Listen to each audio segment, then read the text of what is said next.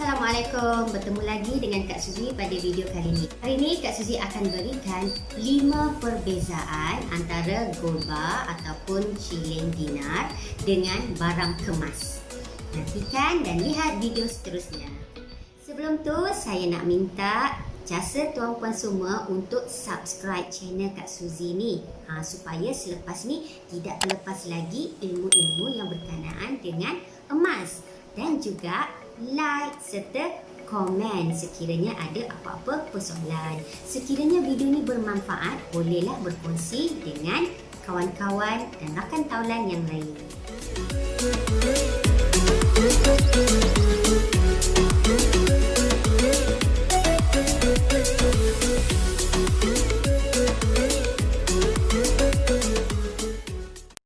Ada orang sangat suka membeli barang kemas. Bagi mereka, tak baguslah beli gold bar ni.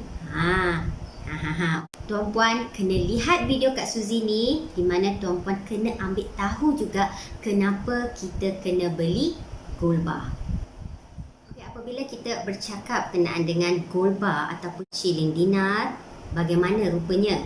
Okay, so ni Kak Suzy ada contoh. Okay, ini merupakan gold bar yang merah ni ya, dan manakala yang hijau ni merupakan shilling dinar yang disil siap-siap pada kad. Selain daripada itu, ini juga merupakan antara contoh shilling emas. Ni shilling dinar, ini 1 dinar ya. So ini adalah gold bar dan juga shilling dinar. Manakala apabila kita sebut berkenaan dengan emas perhiasan, barang kemas, ianya adalah seperti macam ni, gelang ada cincin, subang, rantai, gelang kaki, apa-apa barang kemas sebagai perhiasan diri.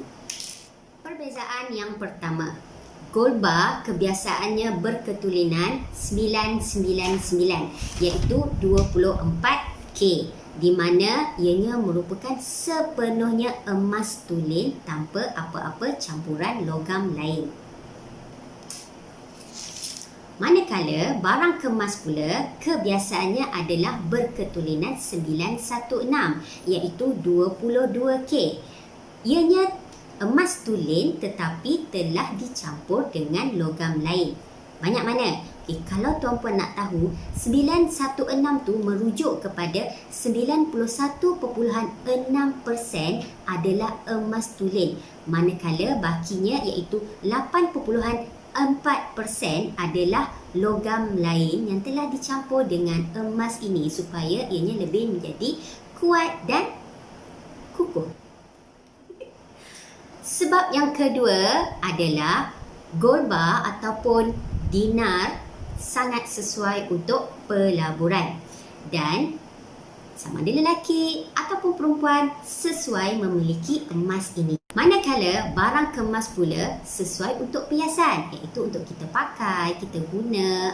Jadi kebiasaannya hanya orang perempuan sahaja boleh memilikinya. Itu bagi orang beragama Islam. Jadi kalau lelaki bagaimana? Kenalah beli gold bar sebagai simpanan. Perbezaan yang ketiga, susut nilai bagi gold bar adalah kecil ataupun kita panggil juga nipis, iaitu hanya sebanyak 6% sehingga 9% sahaja, dan inilah yang akan memaksimumkan keuntungan kita dengan memiliki emas pelaburan ini. Manakala barang kemas biasanya mempunyai susut nilai yang sangat tinggi, iaitu antara 20% sehingga 40%. Wow, banyak tu. Perbezaan yang keempat, gold bar ataupun shilling dinar ini kos premiumnya adalah rendah, kecil, maka ianya sangat berbaloi untuk kita beli. Semakin berat saiz gold bar yang kita beli, semakin rendah kos premiumnya.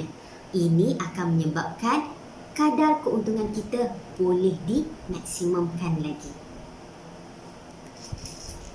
Manakala barang kemas pula, kos upahnya sangat tinggi.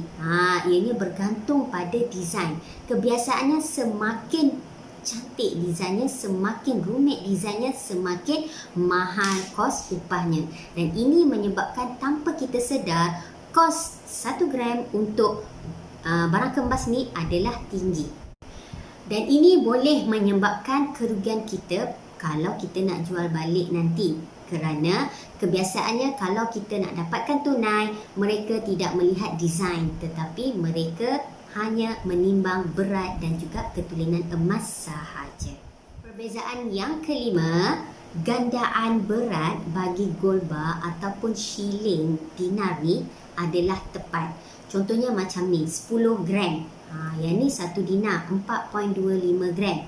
Berat yang lain ada 50 gram, 100 gram. So biasanya berat tu adalah tepat. Manakala bagi barang kemas, gandaan beratnya itu biasanya susah nak jumpa yang tepat lah. Ianya akan ada titik perpuluhan. Contohnya macam ni, beratnya lebih kurang 11.28 gram. Ataupun 16.08 gram. Ataupun kalau kita beli besar lagi dalam 33.26 gram. Nampak? So dia ada titik perpuluhan kat belakang tu. Kesimpulannya, saya harap tuan-puan boleh faham dan lihat perbezaan antara emas gold bar dan juga barang kemas ni. Kalau tanya saya bagaimana untuk kita memaksimumkan keuntungan kita dengan simpanan emas, semestinya saya cadangkan belilah dan simpanlah gold bar ataupun shilling dinar. Kerana ini akan memaksimumkan keuntungan kita dari segi harga lebih murah, susut nilai, premium yang kecil. Kalau kita nak beli barang kemas juga, belilah cukup sekadar untuk perhiasan diri yang kita untuk pakai sahaja. Satu lagi, seperti video yang pernah Kak Suzy kongsikan sebelum ni, barang kemas ni kita tidak digalakkan untuk trade in selalu. Itu sebenarnya merugikan kita. Bagaimana dengan perkongsian Kak Suzy pada kali ini? Saya harap tuan-puan boleh faham kenapa kita perlu lebih menyimpan dan membeli gold bar berbanding dengan barang kemas. Gold bar yang Kak Suzy tunjukkan ini adalah keluaran dari syarikat Public Gold, di mana kalau tanya Kak Suzy, selama ni Kak Suzy memang membeli gold bar keluaran syarikat ini kerana ianya murah, premium rendah, susut nilai kecil dan juga ianya boleh memaksimumkan keuntungan simpanan Kak Suzy. Sekiranya tuan-puan berminat untuk membeli gold bar, boleh hubungi nombor telefon yang tertera ni dan Kak Suzy akan bantu tuan-puan menyimpan. Kak Suzy ni hanya sebagai pemudah cara bagi tuan-puan untuk memulakan simpanan emas. Kita kena bertindak dari sekarang sebelum terlambat. Boleh juga klik video di atas ni di mana Kak Suzy tunjukkan cara mendaftar dan juga membeli gold bar ataupun dinar di website publicgold.com.my. Okey, saya harap video ini memberi sedikit informasi kepada tuan-puan semua. Kita akan jumpa lagi di video yang akan datang. Bolehlah kongsikan, share video ni sekiranya bermanfaat untuk rakan-rakan tuan-puan yang lain. Bye. Di mana lelaki susut nilainya adalah kecil. Manakala kalau barang kemas kebiasaannya barang kemas pula kebiasaannya 6 tu bermakna 91.6 gram sahaja adalah emas.